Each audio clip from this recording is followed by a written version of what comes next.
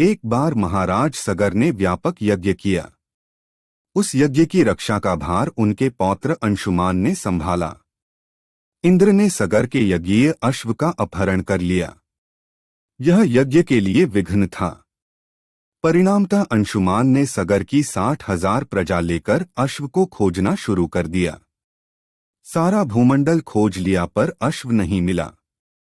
फिर अश्व को पाताल लोक में खोजने के लिए पृथ्वी को खोदा गया। खुदाई पर उन्होंने देखा कि साक्षात भगवान महर्षि कपिल के रूप में तपस्या कर रहे हैं। उन्हीं के पास महाराज सगर का अश्व घास चर रहा है। प्रजा उन्हें देखकर चोर चोर चिल्लाने लगी। महर्षि कपिल की समाधि टूट गई। ज्यों ही महर्षि ने अपने आग्नेय नेत्र खोले, त्यों ही सारी प्रजा भस्म हो गई। इन मृत लोगों के उद्धार के लिए ही महाराज दिलीप के पुत्र भगीरथ ने कठोर तप किया था। भगीरथ के तप से प्रसन्न होकर ब्रह्मा ने उनसे वर मांगने को कहा तो भगीरथ ने गंगा की मांग की। इस पर ब्रह्मा ने कहा, राजन, तुम गंगा का पृथ्वी पर अवतरण तो चाहते हो, परंतु क्या तुमने पृथ्वी से पूछा है कि वह गंगा के भार तथा वेग को संभाल पाएगी? मेरा विचार है कि गंगा के वेग को संभालने की शक्ति केवल भगवान शंकर में है। इसलिए उचित यह होगा कि गंगा का भार एवं वेग संभालने के लिए भगवान शिव का अनुग्रह प्राप्त कर लिया जाए। उनकी कठोर तपस्या से प्रसन्न होकर ब्रह्मा जी ने गंगा की धारा को अपने कमंडल से छोड़ा।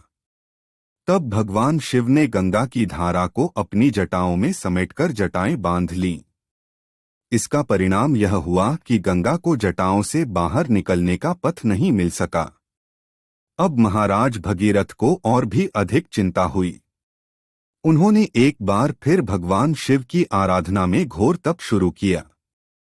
तब कहीं भगवान शिव ने गंगा की धारा को मुक्त करने का वरदान दिया। इस प्रकार शिवजी की जटाओं से छूटकर गंगाजी हिमालय की घाटियों में कलकल निनाद करके मैदान की ओर मुड़ी। इस प्रकार भगीरथ पृथ्वी पर गंगा का वरण करके भाग्यशाली हुए। उन्होंने जनमानस को अपने पुण्य से उपकृत कर दिया। युगों युगों तक बहने वाली गंगा की धारा महाराज भगीरथ की कष्टमयी साधना की गाथा कहती है।